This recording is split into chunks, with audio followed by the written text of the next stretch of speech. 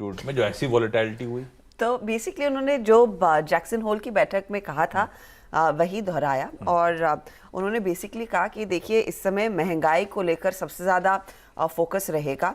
वो नहीं चाहते कि लोगों को आदत पड़ जाए हायर प्राइसेस की और उससे पहले दरअसल वो एक्शन लेना चाहते हैं कि महंगाई उनके टारगेट के हिसाब से 2% के आसपास आती हुई दिखाई दे, यानी कि यहाँ से आगे भी वो रेट हाइक्स का सिलसिला जारी रहेगा। हालांकि पावेल साहब ने इनफैक्ट अपनी उस चर्चा में इस बात का इंडिकेशन ये भी दिया कि जो भी कदम उठाए जाएंगे वो उठाए जा सकते हैं बिना किसी हाई सोशल कॉस्ट के, और हाई सोशल कॉस्ट इसमें क्या रहेगा, वो रिसेशन रहेगा। तो रिसेशन वाली स्थिति आती हुई उनको नहीं दिखाई दे रही है।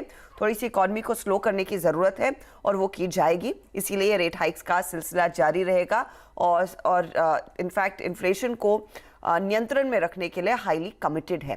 तो ये दरअसल बयान पावेल साहब की बैठक या फिर उस चर्चा में सामने निकल कर आए। उसके बाद हमने देखा, इनफैक्ट जब ये बयान आए थे थोड़ा सा कूल ऑफ देखने को जरूर मिला था अमेरिकी बाजारों में, लेकिन एक बार फिर तेजी का रुझान आया और फाइनली जो क्लोज था 194 अंकों की बढ़त पर रहा। हमने देखा नैस्डैक में भी 17 अंकों तक की वृद्धि देखने को मिली। इनफैक्ट टेक काउंटर्स में थोड़ी सी नरमी थी, लेकिन सेमीकंडक्टर स्टॉक्स में थोड़ा सा एक्शन बनता हुआ दिखाई दिया, जिसने मार्केट को क्लियरली सपोर्ट किया। कल फार्मा काउंटर्स में भी थोड़ा सा एक्शन बनता हुआ दिखाई दिया।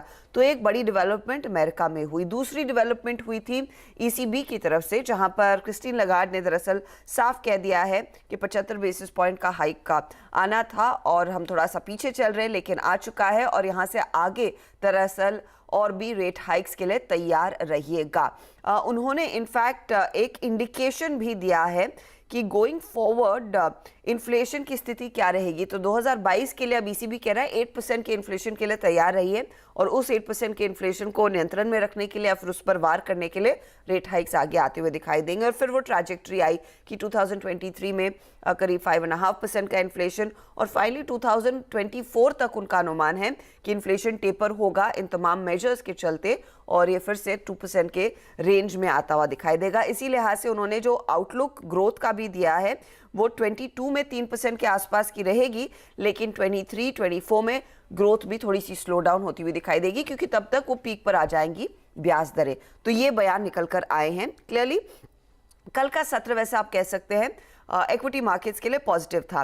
लेकिन आशीष, अगर एक और चीज़ की डेवलपमेंट की बात करें, आज हम बात कर रहे हैं कि वो गैस प्राइसेस कैप पर बैठक होगी। उससे ठीक पहले जो लिज ट्रस है ब्रिटेन की प्रधानमंत्री, उन्होंने एक 2 ईयर प्लान अनाउंस कर दिया है कि कैसे दरअसल जो लगातार एनर्जी बिल्स बढ़ रहे हैं उसको नियंत्रण में रखा जाए।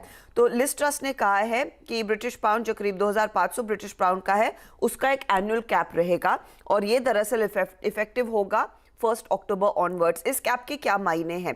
ये कैप जब आ जाता है तो बेसिकली एक्सपेक्टेड एनर्जी प्राइसेस, इन्होंने भी कुछ मैथमेटिक्स किया होगा कि कितने एनर्जी प्राइसेस बढ़ते हुए दिखाई देंगे।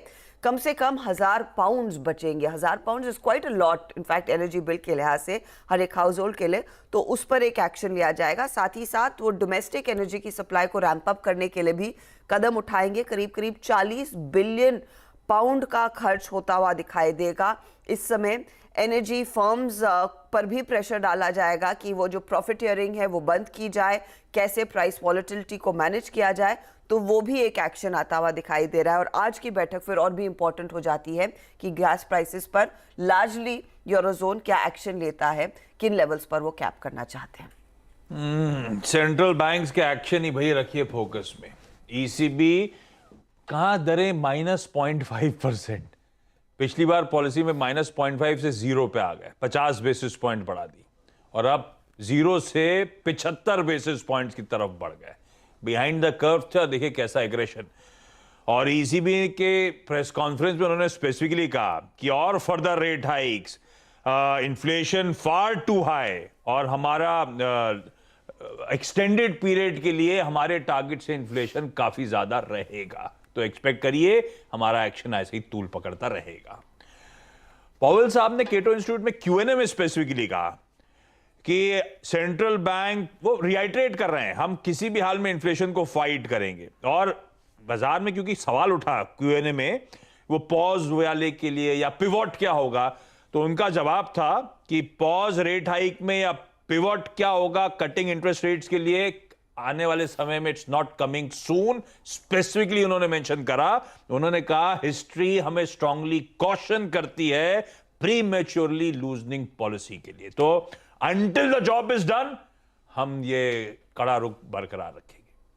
अब इस तरह के स्टेटमेंट्स आना, उसके बाद इक्विटीज क्यों दिन के हाईस पे बंद हुई, तो फंडामेंटल एनालिस्ट क्या है, कहीं ना कहीं जस्टिफिकेशन निकाल लेते हैं।